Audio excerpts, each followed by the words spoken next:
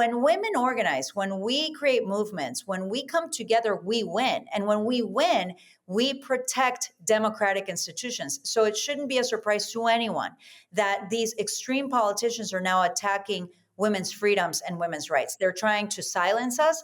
They are trying to create more chaos, more division. And what we're doing here in the state of Florida is we're creating a very strong movement.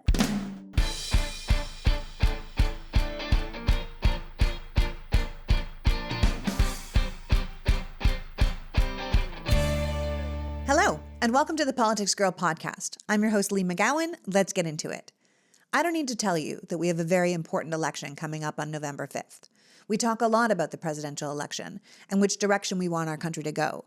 And I think we understand how essential it is that we flip the House from the Republican-led 118th, which has passed the least amount of bills than any Congress in modern American history, back to a democratically led House that might actually be able to accomplish things for the American people. And while I believe that will be hard work, I think it's entirely possible.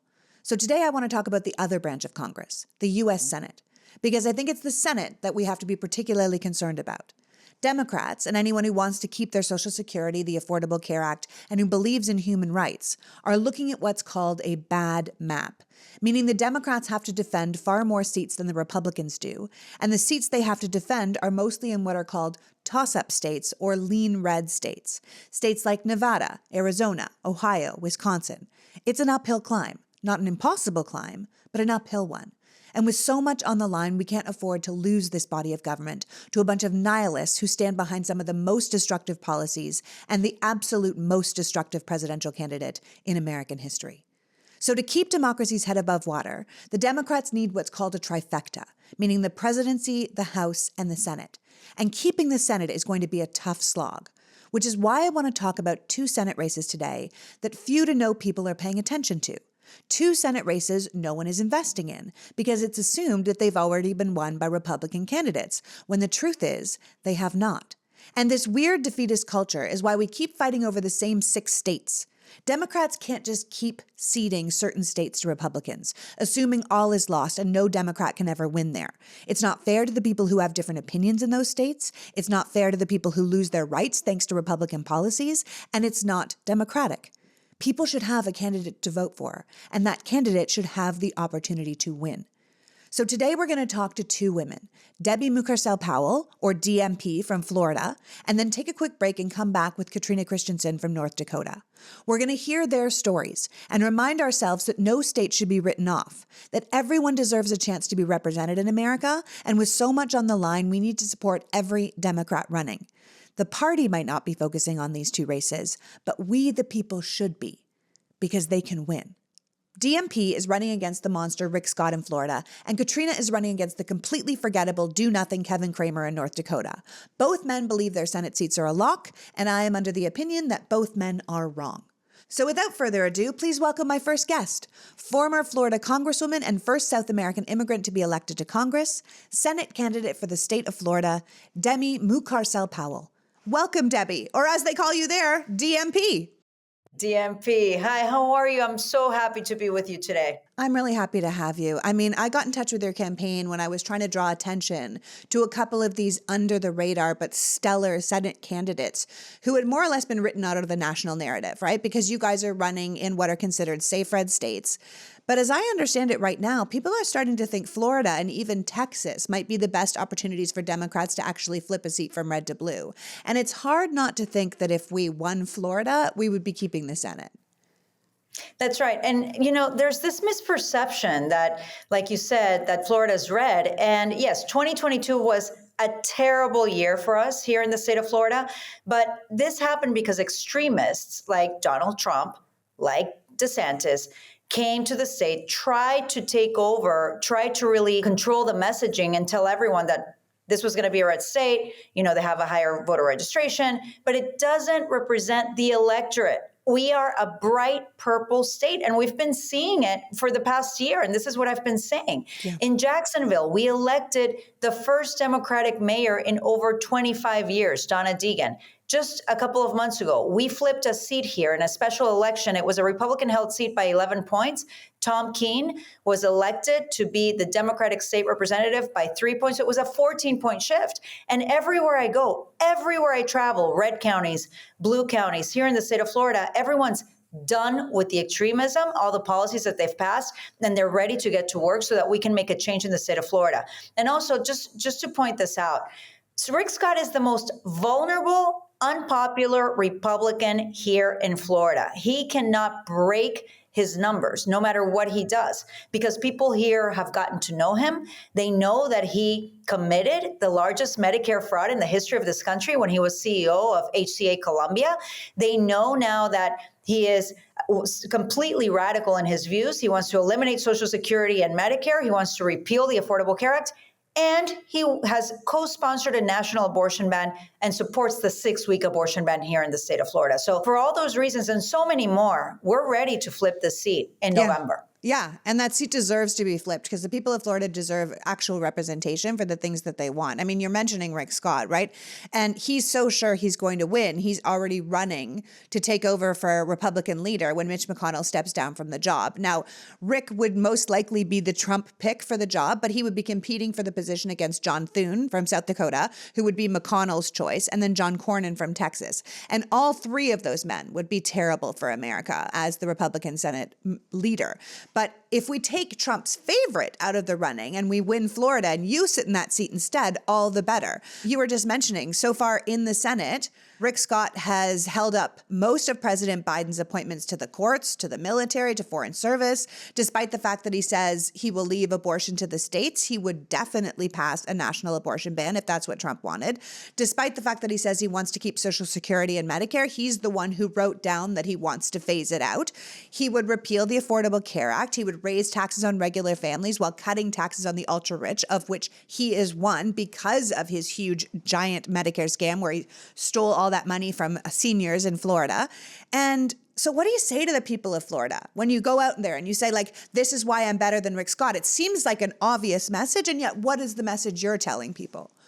Well, it's funny because, Lee, everywhere I go, people come to my events, and many of them are Republicans, by the way, that they want to get to know me, to meet me, because they cannot stand Rick Scott. They don't want to vote for Rick Scott. He is known here. His name ID is high in the state of Florida, but he's incredibly unpopular.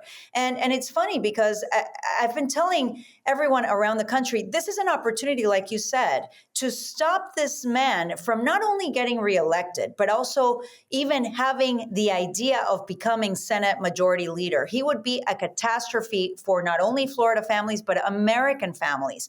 And we do have this unique opportunity if everyone would pay attention to the fact that we can actually win in a state because of his policies, because he has blocked any sort of bipartisan compromise on investing on green energy, on investing on creating American jobs here in the state of Florida, of making sure that we continue to reduce the price of medicine. He wants to repeal that cap on insulin, the $35 cap. He wants to eliminate Social Security and Medicare. And when I talk about those issues, Floridians immediately understand that this is an election that's going to matter, not only for Florida, but for the country, that this is an election that they have to make sure that they come out to vote for. And we're seeing that energy on the ground.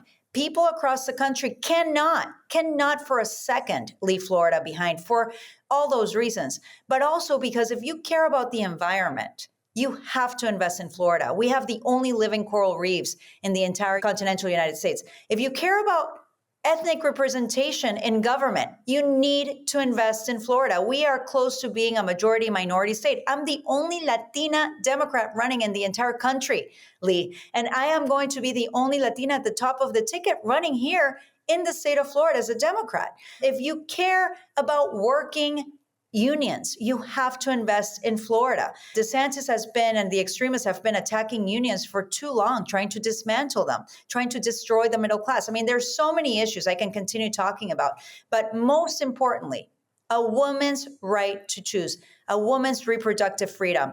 Florida used to be the state where it would provide this critical health care for women across the southern region. And now with the 6-week abortion ban, women are being forced to travel to Virginia to get this critical health care. This is a privacy issue. This is a civil rights issue. It's a healthcare issue for a woman, and it should be decided between a woman, her doctor, her family, and her faith. There should be no government interference in that decision, especially not from someone like Rick Scott, who has been attacking women's rights from the moment he was governor in the state. Yeah. And a couple weeks ago, Rick Scott just voted for he voted against the Bipartisan Right to Contraception Act, right? Rick Scott has a A+ rating from the anti-IVF and anti-contraception extremist groups. And we know that he will vote for a nationwide abortion ban if he's back in the Senate. So it feels very obvious that we, in this case, we meaning women, clearly can't afford to have Rick Scott and these extremists winning this body of government or back in office where they can take our rights away from us. I mean, I think all of this behavior just goes to show us that this was never about states' rights. You know, just as the amount of women who are dying and being permanently scarred and physically destroyed by these laws in red states right now shows us it was never about life. It was always about control. Now, Rick has this new ad out where he just looks like the nicest guy. He's on a white background. He's talking about how he's a grandpa and his daughter is going through IVF and how he would never get rid of IVF. But he's also turned the comments off on every single social media that he's put this ad out on, because you can't put the truth underneath it, which is that he would vote against it, which he is voting against contraception. The whole thing seems so disingenuous, and it's so indicative of the way the Republicans are running their campaigns. Yeah, he's a fraud, Lee. I'm gonna say that as a matter of fact, because people here know who he is. Yeah. He's using the money that he took from the government to now lie to Floridians, and he can try and lie away his record, but he cannot lie knowing that he has actually stood by the most extreme Republicans in Washington, D.C. who support the life of conception bill. He voted against protecting contraception for women. He has said many times that he will pass any anti-abortion bill that comes to his desk. He actually has repeatedly said that he supports the 6-week abortion ban and that he's a very proud pro-life. And like you said, this is not about life, because he's also in the pocket of the gun lobby. If he cared so much about life, then he would make sure that he would protect our children from being killed every day to gun violence. So I don't want to hear it. It's complete BS when he says that. And we can't allow these self-funded, corrupt politicians to use money to lie to their constituents, then to go back, get power, and then hurt the entire country. That's why this race is one of the most important races that we have right now in the country. We can't allow Rick Scott to get reelected and then go back and try and lead the Senate. Yeah, I completely agree with that. I mean, you just mentioned gun violence. I mean, I know that you very tragically lost your own father to gun violence, and that very understandably turned you into a lifelong advocate for reducing crime and keeping guns out of the hands of criminals. Why don't you tell people what you would be pushing for in the Senate, as opposed to Rick, who we know will continue to do nothing as our citizens are brutalized by firearms and gun violence every day in America? Yeah, when I was 24, I actually received that call that my father had been killed by gun violence. And it's a pain and a trauma that has brought me together with so many families here in the state of Florida who lost loved ones at Pulse. We're about to honor those victims 8 years ago that were killed at that club in Orlando. We know that pain, and we relived it on 2018 at the Marjorie Stoneman Douglas shooting. And we see it every single day here in the state of Florida. And I think it's the biggest moral failure that we allow these politicians to do nothing while we continue to see our children dying to this epidemic. And so when I get to the Senate, and I've already had conversations with Senator Murphy, who has been a great voice in the gun violence movement, we are going to work together to make sure that we lead the efforts to pass a universal background check bill, but also we must ban assault weapons. These weapons are weapons of war. They do not belong in civilian hands and in our streets. We know that most of the mass shootings have been committed with these AR-15s, these assault weapons, where so many people here in the state can go to a gun show and just purchase one. It's incredible to me that in America, we are right now turning our backs on the issue that matters most to everyone. And that's the issue of saving lives, saving our children, protecting our communities in order to make sure that we have a better tomorrow and a better country. And so it's central to everything that I do. It's something that has made me focus on fighting for justice, but also fighting for our children. And it will be central when I get to the Senate. Understandably. I mean, I think we should also remind people that the abortion laws and the gun laws kind of go hand in hand, that abortion bans increase the risk of violence against women, that every month an average of 70 women are shot and killed in this country by an intimate partner. And those numbers go up when the person is pregnant. And the Florida legislature knew that when they passed their 6-week ban at the same time that they passed a permitless carry in the state, and that they were putting women in danger again. And yet here we are. So we need these common sense gun laws. We need these federal laws to protect the people because certain states clearly just aren't willing to do it. Mhm. No, exactly. And actually, I'm glad that you brought that point up because I talk about this also. I come from Latin America, and in Colombia, in Argentina, in Mexico, they passed laws to protect a woman's right to have access to abortion, to have access to that reproductive care, because it's directly linked to a high rate of violence against women and also to high rates of maternal mortality. And of course, we know here in the United States, it disproportionately affects Black women, Latina women here in this country. And so they know exactly what they're doing. When women organize, when we create movements, when we come together, we win. And when we win, we protect democratic institutions. So it shouldn't be a surprise to anyone that these extreme politicians are now attacking women's freedoms and women's rights. They're trying to silence us. They are trying to create more chaos, more division. And what we're doing here in the state of Florida is we're creating a very strong movement. We got the signatures to have this amendment on the ballot in November. We have that infrastructure ready to go. And it includes over 150,000 Republican voters who actually signed on to this petition. This is not a partisan issue. This is an issue of freedom. It's an issue of civil rights. And Floridians are ready to come out and make sure that we pass the amendment and elect me. Because if we re-elect Rick Scott, it will mean nothing if we enshrine that ballot amendment into our Constitution and then he goes back to the Senate and passes a national abortion ban. So true. And you keep talking about how you're such a proud Latina, and I think it's so amazing. Born in South America, like many American stories, you came to this country with your family at a young age in search of a better life. You're literally the American dream. And as an immigrant myself, I know what it's like to be from a place, but not of a place, to see things through a bit of a different lens and have a different perspective, because we both know how essential it is that we fight for democracy and for human rights, and that what we have here in America is really special and it shouldn't be lost. So before you go, and I travel all the way up to the top of the country to talk to your fellow Senate candidate, Katrina Christensen, who I also believe can win her red state. As a Latina with such a large Latin community in Florida, what do you think is the best way to approach these communities? Because Senator Scott is using his vast amounts of money to buy up every ad in Spanish language TV, Spanish language radio. And there are many Latinos who love Trump, despite the fact that he has been extremely vocal about rounding them up and doing mass deportations, not just at the border, but throughout the entire country. But the Latin community itself is not a monolith, right? So it's absolutely essential that we win this vote, but there's so many different voices in that vote. So as a Latina, how are you approaching that? Yeah, look, and Latinos, like any other group, will respond to people that are speaking directly to them. And we have missed that opportunity in many places of being directly present in these communities. I have always been present. And of course, this is not political for me, No. Lee. This is very personal, right? I mean, I have been talking to my communities here in Florida about the issues that matter most, which is giving opportunities to our children, giving a good education, good access to a good quality education. That's what brought us here. That's why I'm here talking to you, because I was able to get a good quality education, the ultimate equalizer that provides those opportunities for so many children across the country.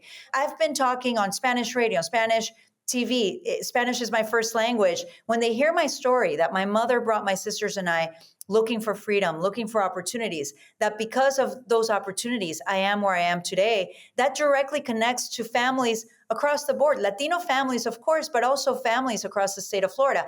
And Rick Scott will never understand what it's like to leave your home country behind because of violence, because of political persecution, because you're leaving an authoritarian or a dictatorship that's destroying the economic, social, and political institutions in these countries. He has no idea. He's completely out of touch.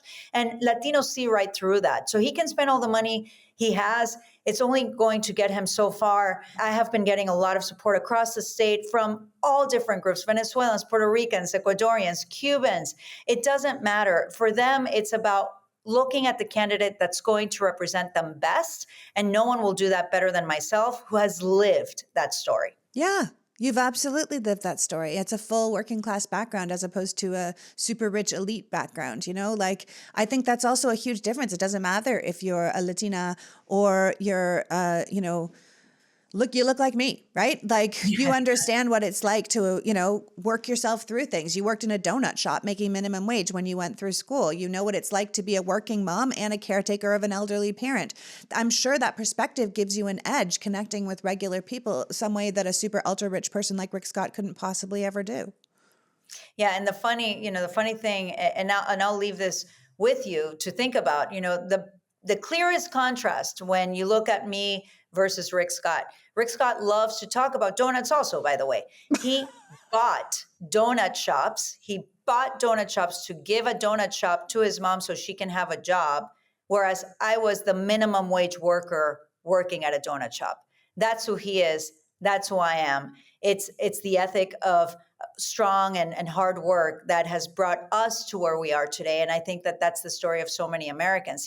He's completely out of touch. He has no clue. He continues to make money off his Senate seat in the Senate. And that's why he's doing everything in his power to make sure that he gets reelected. We're not going to let him do that. But he feels threatened. He knows people know who he is. And he knows that right now, everything is on the line. Yeah. It is on the line, and we could totally take this state back from him. I want to thank you for taking the time to join me today, Debbie. I understand Republicans have an advantage in Florida with DeSantis doing all he can to limit Democratic votes and Trump at Mar-a-Lago and the Republicans registered versus the Democrats registered. But, you guys are doing so well. The Democrats are doing so well, flipping these House seats, getting these mayoral races, coming back. I think that it is not going to be long until we see Florida once again as the purple state that it is, or even a blue-leaning one, because as far as I'm concerned, especially when it comes to abortion care, IVF, contraception, Social Security, Medicare, affordable health care, it is still a blue state when it comes to values. So please tell people how they can best help your campaign or turn their friends and family who are in Florida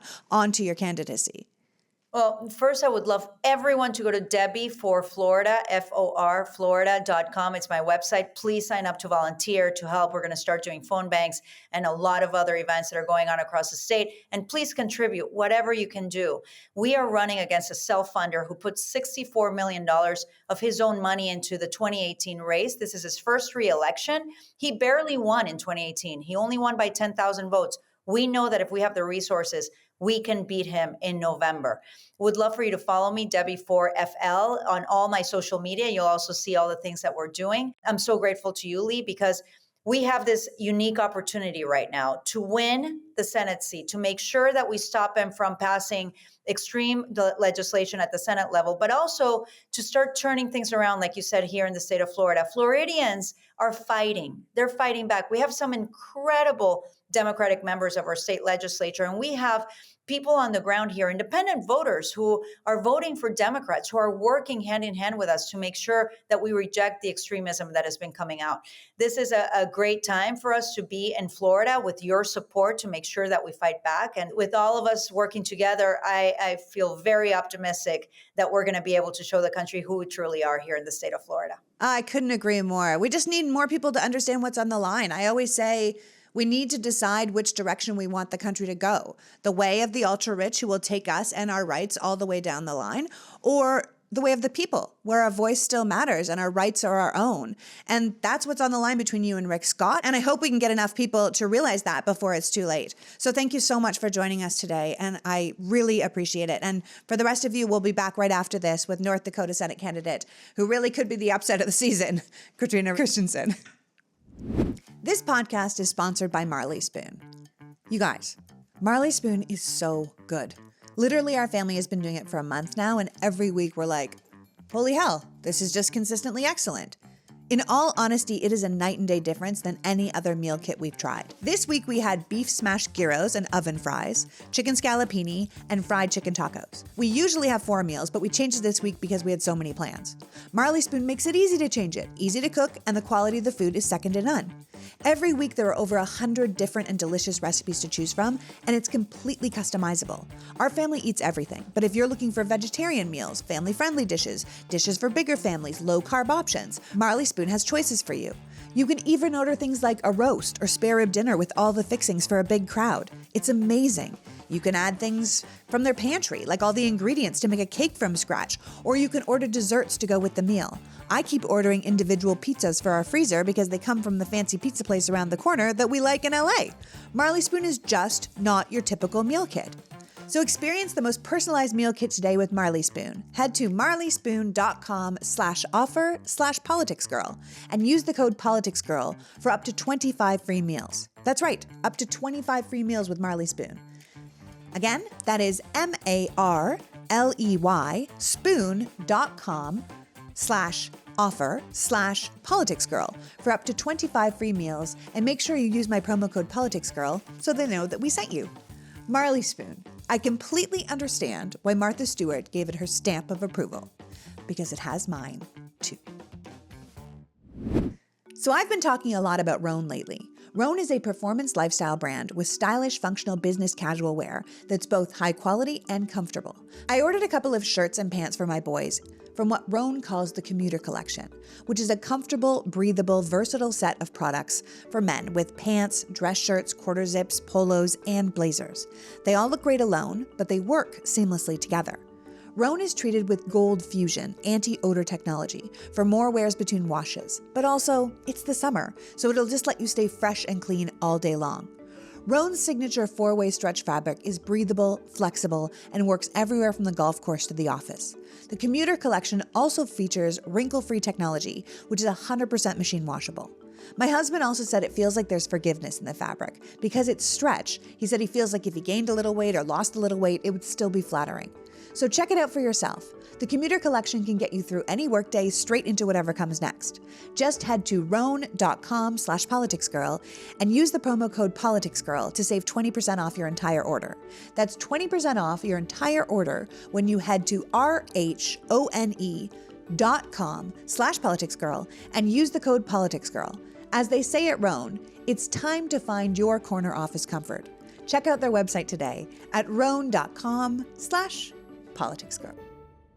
So my husband was just in San Diego and got to try the Birch mattress we got for my brother and sister-in-law. They have a beautiful new ADU, and everyone who stayed there has told them how comfortable the bed was. But Sean got to try it, and he said it's fantastic. And why shouldn't it be?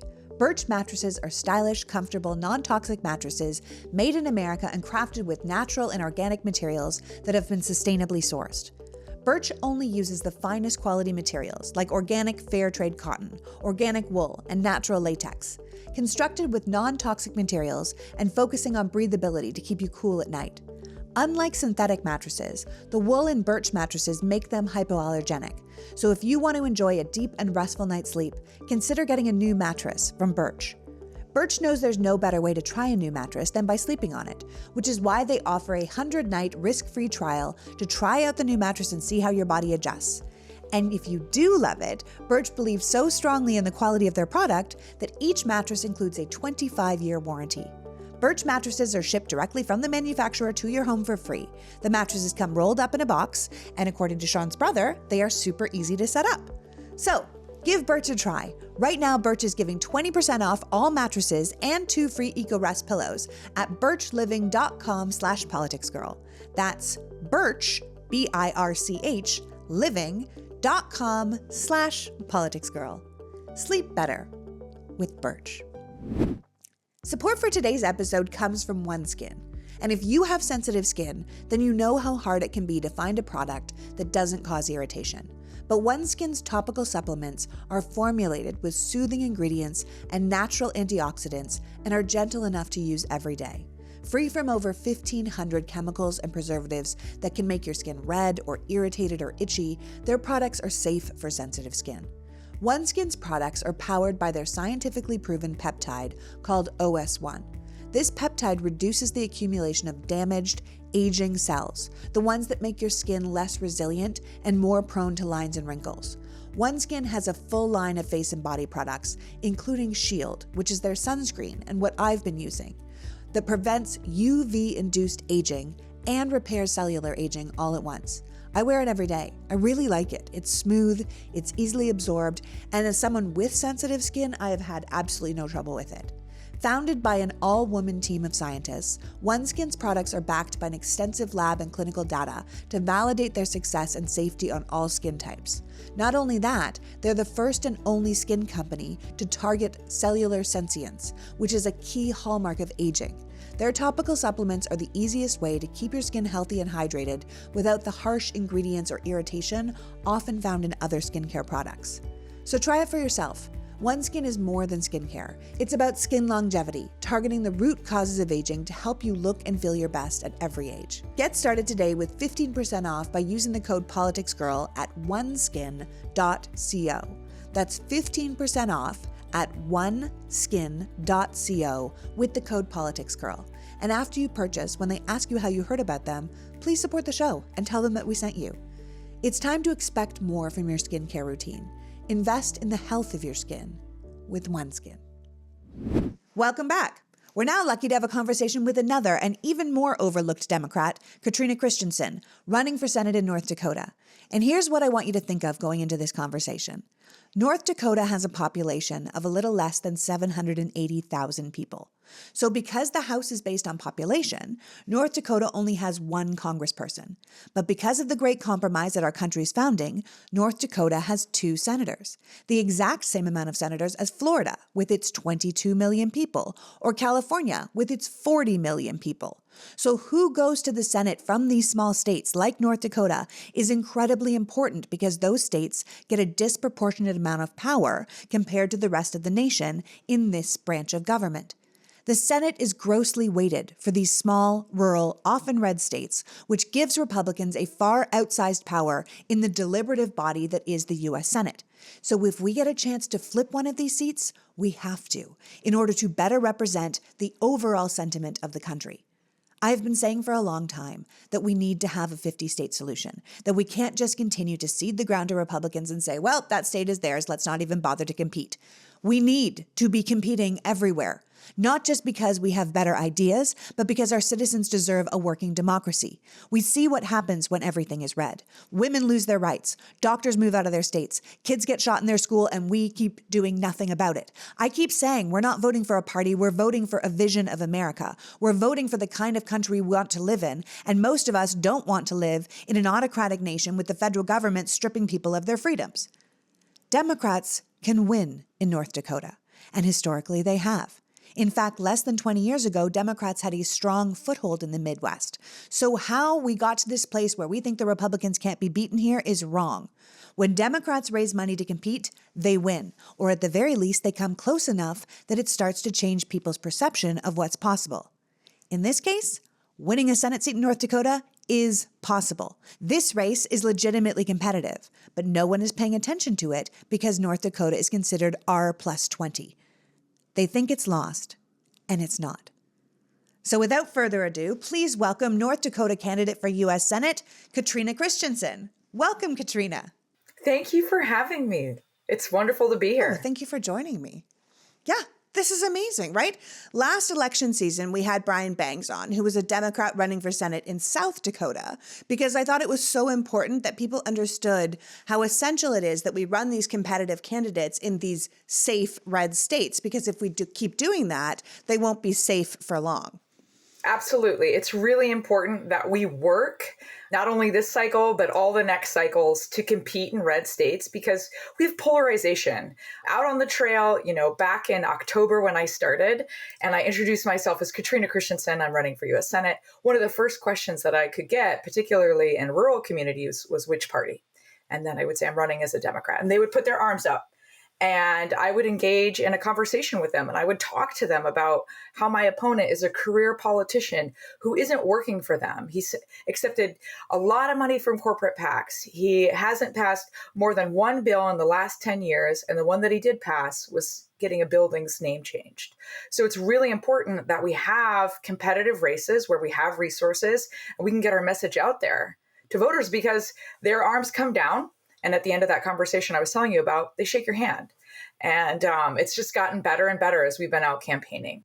Yeah, that's amazing. I mean, your race, unlike poor Brian, who was running against Mitch McConnell's second in command, John Thune, your race is really shaping up to be competitive. Like you're saying, your opponent, his name's Kevin Kramer. He has like the weakest support of any federal elected official in North Dakota.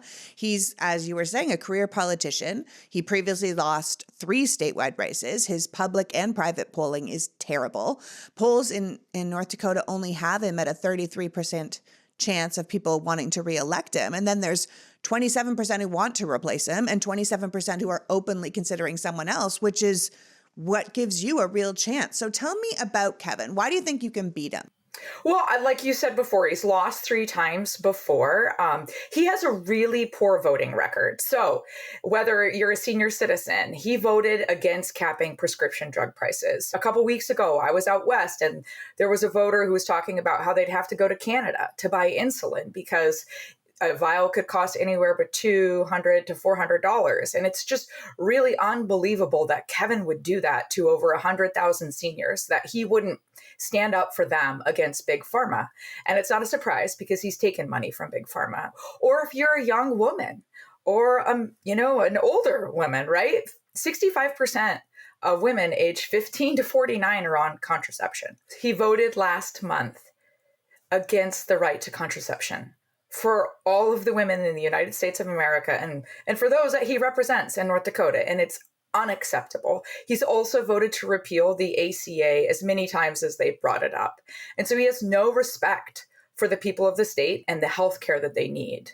And so I think that's really important. He's also really been strident about Biden's performance at the border. But when the bipartisan border bill came up to stop fentanyl coming into our communities, to have humane ways of dealing with our migration crisis, he wouldn't vote for it because he's a sycophant. He does what Trump tells him to do, even though Trump's not his boss. The voters of North Dakota are his boss. Absolutely. To me, he's one of the best opponents you could ask for. I mean, you look at his time in office, he's basically done nothing to help the people. He's an epitome of a career politician who's votes the way his party tells him to, not the way the people want him to, right? You're talking about he's voted to repeal the Affordable Care Act 1 million times. He's a guaranteed vote against middle-class values, middle-class things that they need, against Medicare, probably against Social Security. He was against negotiating cheaper drug prices. You know, he voted Joe against Biden the got PACT that Act. $35. He voted against our vets. So Yeah. there are over 70,000 vets in North Dakota. He voted against health care for our veterans. And so he is a really good opponent because we don't have to make up things. He's just been really bad representing us in Washington, D.C. And, he also voted against the CHIP Act. So whenever we talk about growing the economy or investing in... and bringing new manufacturing back here, because people don't know the CHIP Act, it's bringing... Yeah.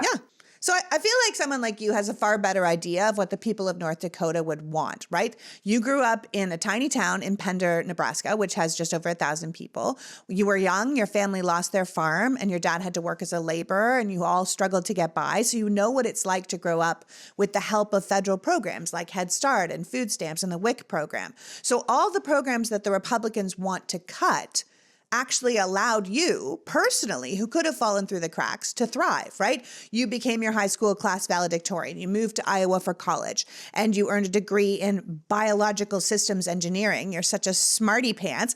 And then you were driven by what I can only assume is a passion for agriculture and energy, both which I would add are crucial to the North Dakota infrastructure and economy. And then you earned a master's in 2006 and a PhD in 2011 in agricultural engineering, right? And now you're a professor of engineering at the University of Jamestown in North Dakota. And then you got Kevin, right? Who's running to represent America's billionaire class, far-right Christian nationalism, whatever Trump is standing for these days. And you're out here running for Senate because you actually understand the needs of the people in North Dakota, the farmers, the laborers, the essential workers, the land itself. And that's running for all the right reasons. Now, my guess is you can't really run as a big D Democrat in North Dakota. You said at the beginning, people put their hands up right away like, I can't vote for a Democrat. So do you run as a populist? Do you run as an outsider non-politician? Like, what's the argument against you and how are you countering it? I think one of the really important things to remember is that Democrats actually used to have representation at the federal level here in North Dakota. They sure For did. 30 years, Democrats represented with 2 senators and our statewide congressional member. They were held by Democrats. In fact, when the ACA was passed, Democrats had Senate seats here in North Dakota, 2 of them, and South Dakota, Nebraska, and Iowa. And it just goes to show that we can get a lot done, a lot of really good things done when we invest in these rural states.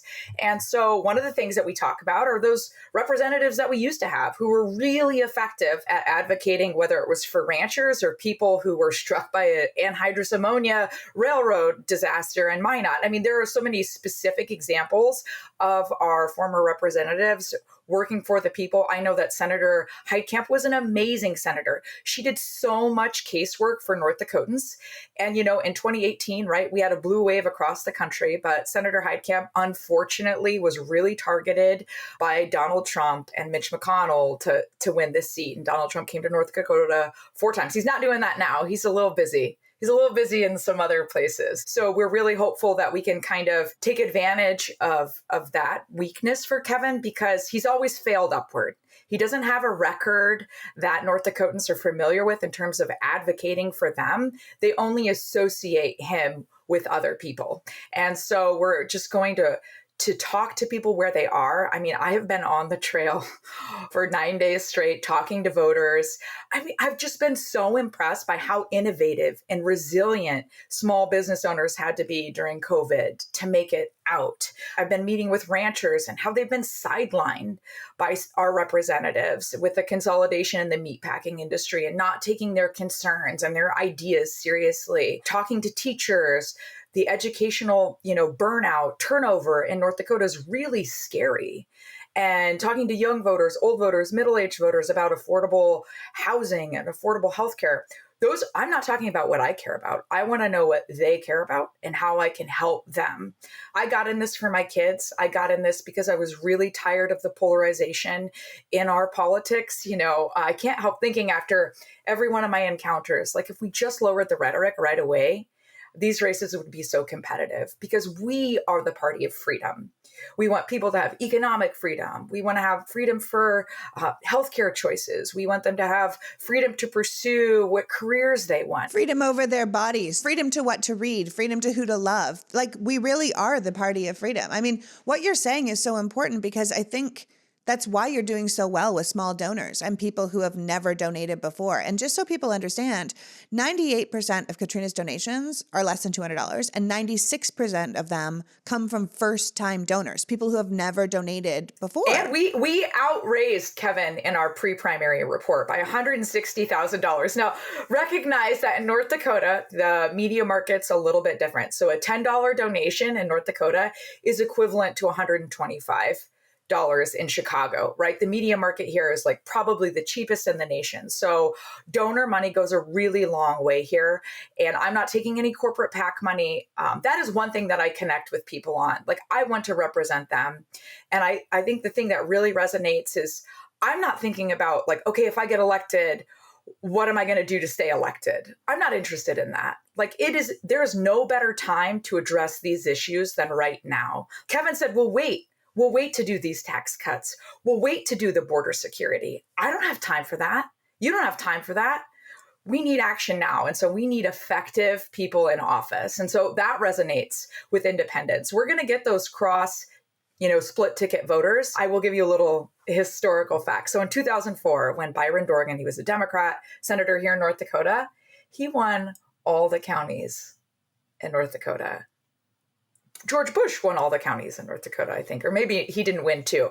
But right there was a tradition of split ticket voting in North Dakota. And I think, getting out there, I had a small business owner that I met with last month who said, it takes a lot of courage to come up here and talk to me. And he asked for a sign to put in his window. And so, yeah, it's just doing that really hard work that Kevin's not.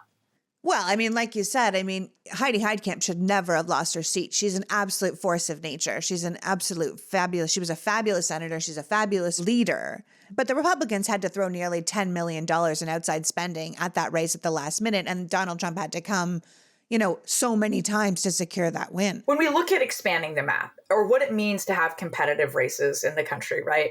Come November, if we can make Kevin have to spend money here, that means that Mitch McConnell, to defend a seat, is going to have to spend money here instead of in places like Montana or Ohio. And so it's really important to have competitive races in these red states to make the other races for incumbents that are challenging maybe not as challenging. So yeah, and to be honest, they don't have the money this time because all their focus is going to the Trump campaign and all their money is going to the Trump campaign. And Laura is running the Trump campaign, so it's all going to Trump. So the votes are there in North Dakota if we make sure the money is. And like you're saying, you've clearly put together, this a great campaign that no one saw coming, but it is not expensive to run ads in your market. Your money goes really far in North Dakota. It's a great return on people's investment. So we can't be writing off states like yours because a North Dakota Senate vote is the same as a Massachusetts Senate vote. It's the same as a California senator's vote. But boy, are those ad markets different. Boy, will your money go a lot further in that market.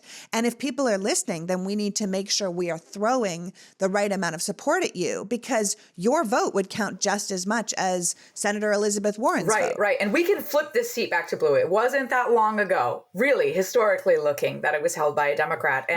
And we just got to reach those voters and get that turnout up. Our turnout in 2022 was really abysmal. And so we want to run a positive campaign focused on economic issues, focused on social issues that people care about, but in a not polarizing way, right? In a way that's like, yeah. Okay, absolutely. we're gonna be the adults in the room and we're gonna solve these problems and we're gonna talk to you about solving these problems, not getting you angry, not getting you discouraged. That's really important to me, is to stay grounded in what works. I want to remind people about Washington's 3rd district, which was a congressional district in 2022. And we did a lot of work with Marie Gluesenkamp-Perez, who was running against Trump golden boy Joe Kemp. And nobody thought she could win. They were like, forget it. No one knows who she is. He's this superstar. Trump keeps going. Matt Gaetz is going. Everyone's going. It's going to go to a Republican. And she just kept doing what you're doing, which is going out, understanding the voters' issues, going to small towns, talking to real people in grocery stores and gas stations and connecting about real values from that district. And it was an authentic grassroots campaign, just as yours is. And people voted for her. They came out, they voted for Republicans bigger, but they voted for her because they were like, she understands me. She's talking to me. And she's now in Congress doing an insane job for Washington 03. And people have to remember that you want to be represented in the Senate. You want your vote to count. You want your voice to be heard. And if you get someone like Kevin, he's not there for you. He's there to further his own career. He's running because he's a vote for the party. He will do whatever he is told. And you're there to build a better home state for your family, like you said, and for other people's families. And that's probably the biggest difference between the two of you. Right. And so whether I'm in a Democratic audience, an independent audience, or even speaking to GOP members, I remind them that Kevin is a really good politician. You wouldn't be where he is if you weren't a good politician. But he's only really good at identifying problems, whether it's with the border bill or why we can't cap prescription drug prices, or whether it's too expensive to give working class people tax cuts. He identifies a problem and then he assigns blame. Right? He's got to have a scapegoat. And we know that that's going to be his campaign when he finally gets around to running one. No, seriously. Yeah, he's a little lazy. Career politician, completely content to do nothing. And so when we remind people of that out on the trail, and hopefully when, we get our digital marketing and TV up, it's going to be obvious. The contrast is there. I've got 3 patents. I have 3 kids. I understand what it's like when money's tight. I get that. And I really think that if we focus on the issues that people care about rather than the issues we have been trained by, media consultants or political consultants to get people riled up, we can do better. One of the things that I love about living in the United States of America is just the amazing things we can achieve, whether it's the ACA getting passed or, the Apollo missions, and now we're going to Mars. I mean, there are just so many things, wonderful things we can be fantastic at. And I want to stay focused on those things. Well, like you said, the Affordable Care Act, the PACT Act, the CHIPS Act, the Inflation Reduction Act, all this stuff for the environment. This all happened just under the Joe Biden presidency just in the last couple of years. We can actually make these things happen and they can really help people. Obviously, the ACA happened under Obama, but North Dakotans don't deserve to lose their rights or their Social Security or their access to health care. All the things the Republicans are threatening to take just because they put a Republican leader back in that seat as a guaranteed vote against their rights, but for the Republican position. As you said, Kevin Cramer is a really good politician, but he's not a really good representative. And you can be great at identifying a problem. The question is, can you solve it? And he cannot. His goal is to blame people for it. And you want to get in there and solve it. And honestly, I think you can do it. I think if we can win in a place like North Dakota, a place where no one is paying attention, we can really start making a difference to the way the Senate is made up and really start representing the states again and not just the parties. Yes. I think if you can win, then we can show people that competing in these red rural states can be effective. And then we can start building a winning coalition for the American people and not just a winning coalition for the Democratic Party or the Republican Party. So please tell people how they can keep up with you to keep your ball rolling, help your campaign, and just take this seat right out from under the noses of the Republicans. I think people would really love to see that. Thank you. I really appreciate you having me on and the opportunity to talk to you today. We do need to expand the map to keep the majority. We need to be fighting in these states. We have a strong history of electing Democrats, so we can do this again. I'd be grateful for your viewers' support. You can go to KatrinaForUSSenate.com, Katrina for US Senate on Facebook and Instagram, and Katrina for ND on Twitter, which is where I found you. So they can help. That would be tremendous. We want this to be grassroots when we win in November. Yeah. And people have to know you send $100 to Katrina. That's going way farther than anywhere else. Yeah, that's $1,250 in Illinois, if my math's right. There you go. So thank you so much for joining us today, Katrina. Ultimately, people don't have to be from North Dakota or from Florida when we talk to Debbie to care about these races. You have to want the Democrats to keep power in the Senate. You have to want to protect our rights, our values, our democracy. And you also have to think it would be kind of awesome to snag a seat from the Republicans that they're just expecting to win outright because we cared enough to do it. Yeah. So thanks so much for coming. I really appreciate you having me on. Thank you so much. I really appreciate you taking time out of your very busy smart girl life to run and do government because we need people like you out there. Well, I really appreciate that. Thank you, Lee. So that was Senate candidate for Florida, Debbie Mucarsel-Powell, and Senate candidate for North Dakota, Katrina Christensen. I need you to understand that both women could win these races. No one is looking at them, but those states are totally up for grabs. If you have some money, please donate. Your money will go so far in North Dakota, where the Republican candidate is unliked and unfunded, and it will help stop the self-funded fraud Rick Scott from achieving his dream of being Mitch McConnell 2.0. These seats can flip from red to blue. It's entirely possible with all that's on the line.